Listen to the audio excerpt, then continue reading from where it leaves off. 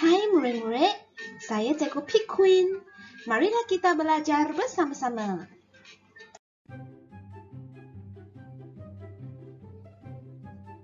Unit 33, Kat dan Diriku. 第33单元，卡和我。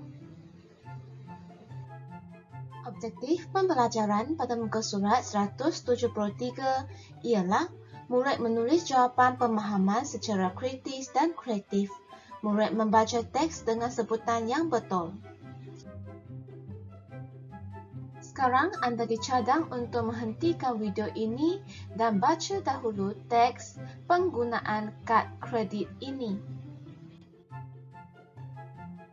Penggunaan kad kredit, 信用卡的使用。Cikgu Selvi telah pergi ke sebuah bank. Selvi 老师去了一家银行。Beliau ingin memohon kad kredit. 他要申请一张信用卡。Di sana, beliau disambut dengan mesranya oleh seorang pegawai bank. 在那里，他被一位银行官员亲切地欢迎着。Pegawai bank itu memberikan penerangan tentang keistimewaan kad kredit. 那位银行官员向他说明信用卡的特征。Antaranya, pengguna tidak perlu membawa wang tunai ke mana-mana. 其中，使用者去哪儿都不需要带现金。Pengguna dapat berbelanja dengan hanya menghulurkan kad kredit kepada juru wang. 使用者在消费时只需要交出信用卡给收银员。Oleh itu, kehilangan wang tunai dapat dielakkan. 因此，现金的遗失可以被避免。Selain itu, pengguna kad kredit akan mendapat mata ganjaran daripada perbelanjaannya. 此外，信用卡使用者也会从他的消费中得到奖赏分数。Mata ganjaran itu boleh ditebus dengan berbagai cara, sama ada ditukar dengan barangan atau package pelancongan. 奖赏的分数可以用各种方法兑换，不论是要换东西或者是旅游配套。Cikgu Selvi juga bertanya tentang kesan penggunaan kad kredit. Selvi 老师也询问了使用信用卡的后果。Menurut pegawai bank itu, pengguna akan berbelanja dengan borosnya jika tidak dapat mengawal diri. 根据那位银行官员，使用者将会无节制、奢侈的消费。如果没有办法控制好自己。Penipuan kad kredit juga sering berlaku. 信用卡的诈骗也常常发生。Selain itu, kadar faedah yang tinggi juga dikenakan jika pengguna gagal membayar hutang dalam tempo tertentu. 此外，使用者也要承担较高的利率。如果没有办法在指定的时间内把债务缴还。Setelah berpuas hati dengan terma dan syarat, Cikgu Selvi pun diberi sekeping kad kredit. 当对条款和条件感到满意之后， Selvi 老师得到了一张信用卡。Cikgu Selvi menggunakannya secara berhemat. Selvi 老师有节制性的去使用它。Maklumat 资料 Kad kredit ialah kad yang digunakan untuk membuat pembayaran bagi pemberian barangan atau mendapatkan perkhidmatan tanpa menggunakan wang tunai. 信用卡是一张用来偿还所购买的东西或者是无现金交易的服务。Sekarang, marilah kita menjawab soalan pemahaman bersama-sama. Soalan pertama, bagaimanakah sambutan yang diberikan oleh pihak bank kepada Cikgu Selvi? 银行方对 Selvi 老师做出怎么样的欢迎呢？同学们可以先尝试回答。答案可以从这里找到。Jawapannya, beliau disambut dengan mesranya oleh seorang pegawai bank. Soalan kedua, mengapakah Cikgu Selvi pergi ke bank？为什么 Selvi 老师去银行呢？同学们可以先尝试回答。答案可以从这里找到。Jawapannya, Cikgu Selvi pergi ke bank karena ingin memohon kad kredit. 第三个问题， apakah yang kita peroleh jika kita banyak berbelanja dengan menggunakan kad kredit？ 我们可以得到什么如果一直使用信用卡消费？答案可以从这里找到。Jawapannya, pengguna akan mendapat ganjaran daripada perbelanjaannya jika banyak berbelanja dengan menggunakan kad kredit. Soalan keempat, sebagai pengguna yang bijak, apakah yang perlu kita lakukan semasa berbelanja dengan menggunakan kad kredit？ 作为一位明智的消费者，我们在使用信用卡消费时要做些什么呢？同学们可以先尝试回答。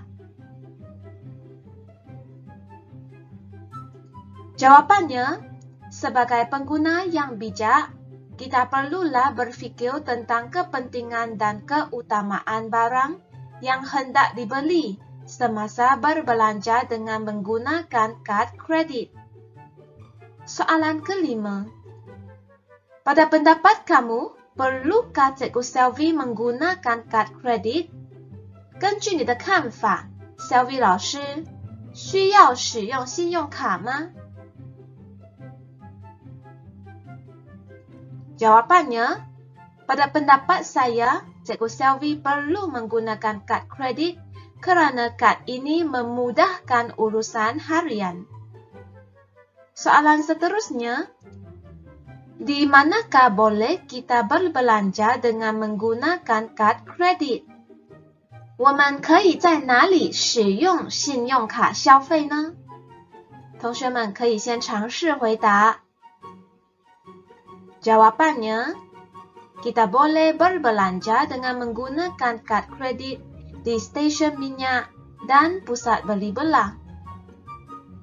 Soalan yang terakhir, senaraikan keistimewaan kad kredit. 列出信用卡的特征。同学们先尝试回答。Jawabannya, keistimewaan kad kredit ialah mendapatkan mata ganjaran, tidak perlu membawa wang tunai, dan dapat mengelak diri daripada diragut. Sekarang, marilah kita buka pada muka surat 174. Objektif pembelajaran ialah murid membina pelbagai ayat berdasarkan gambar dengan menggunakan penanda wacana.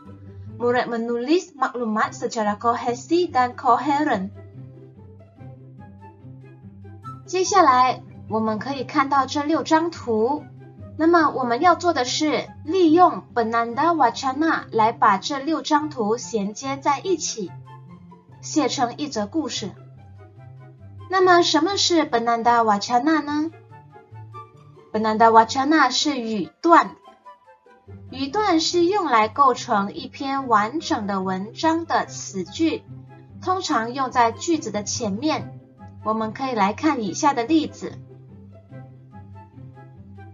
Pada masa kini, kebelakangan ini, sejak akhir-akhir ini, selain itu, di samping itu, tambahan lagi, misalnya, contohnya, sebagai contoh, antaranya, namun demikian, walaupun begitu, walau bagaimanapun. Sebelum itu, selepas itu, seterusnya, kemudian, oleh itu, oleh sebab itu, oleh yang demikian, maka, dengan itu, jadi, lantaran itu, akhirnya, akibatnya, kesannya, pendek kata, kesimpulannya, bak kata peribahasa, bak kata pepatah. 当然还有很多很多。Bertindak segera, 马上行动。Marilah kita menelitikan gambar pertama ini, kemudian menuliskan cerita mengenainya. Setelah meletakkan kereta di tempat yang dihaskan, Cikgu Majidah tergesa-gesa masuk ke pusat pembayaran bil setempat.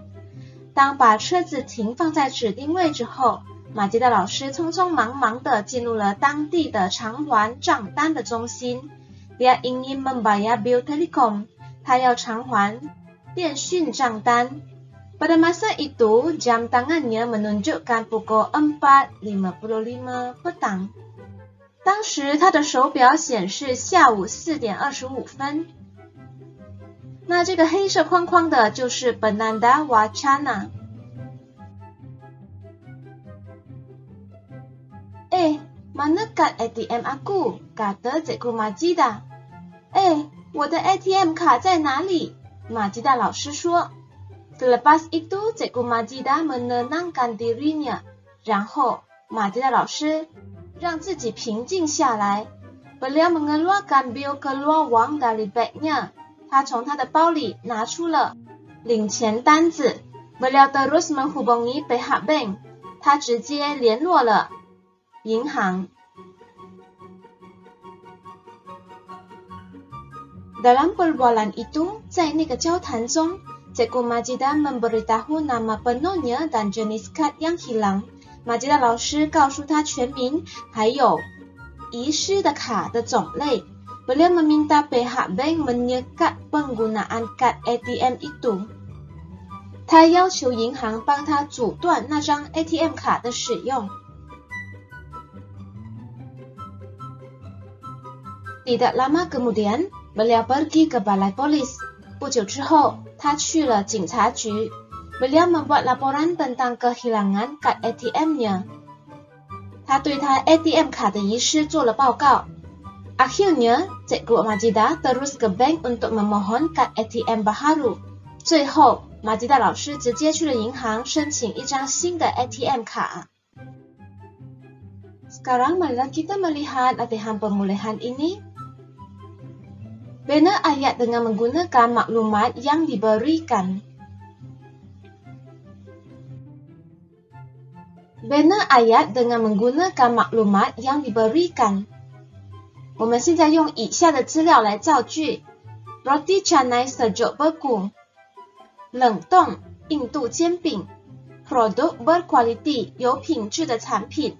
Tahan lama 持久 tanpa bahan pengawet 没有防腐剂。Enak dimakan 好吃 lembut 软 sesuai dimakan dengan kuah kari, dal atau sambal 适合跟咖喱吃。印度豆汁和辣酱一起吃。Mudah dimasak 容易被烹煮。Tidak perlu dipanaskan terlalu lama 不需要受热太久。接着我们来看第一个句子要怎么写。Roti canai sejuk beku merupakan produk yang berkualiti. Produk ini tahan lama. Selain itu, produk ini tidak mengandungi bahan pengawet. 第二个内容的句子可以这样子写。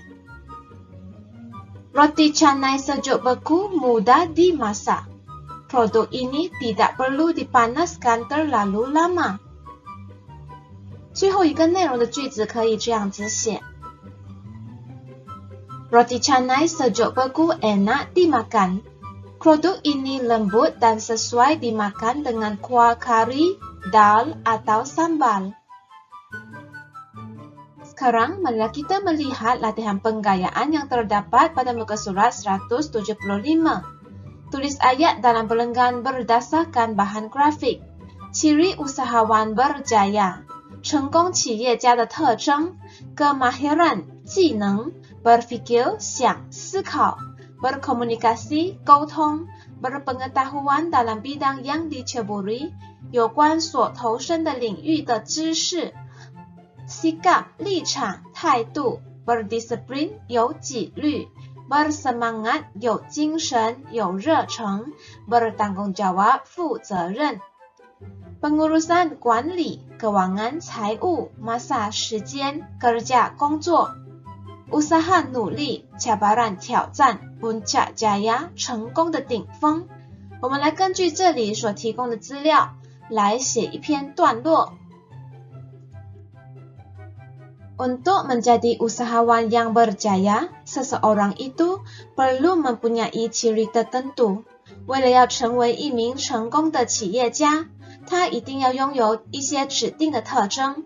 Hal ini penting karena usahawan perlu menghadapi berbagai rintangan sebelum berjaya mencapai kejayaan。这件事很重要，因为身为一名企业家，必须要经过各种的阻碍，在他还没有品尝到成功之前。Usahawan perlu mempunyai kemahiran berpikir, kemahiran berkomunikasi, dan kemahiran dalam bidang yang diceburi。一名企业家必须要有思考的技能、沟通的技能和投身的领域的有关技能。Selain itu, usahawan juga perlu mempunyai sikap yang terpuji。此外，企业家也要拥有好的态度。Beliau mestilah berdisiplin, bersemangat, dan bertanggung jawab。他一定要自律、有热忱和负责任。Di samping itu, usahawan juga perlu bijak mengurus keuangan, masa, dan kerja agar perniagaan yang diusahakannya berjalan dengan lancar。此外，企业家也要聪明地处理财务、时间和工作，以便他所经营的生意可以顺利地进行。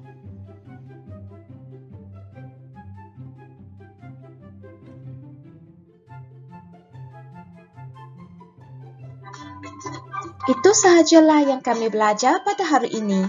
Tolong subscribe Cikgu P Queen. Jumpa lagi.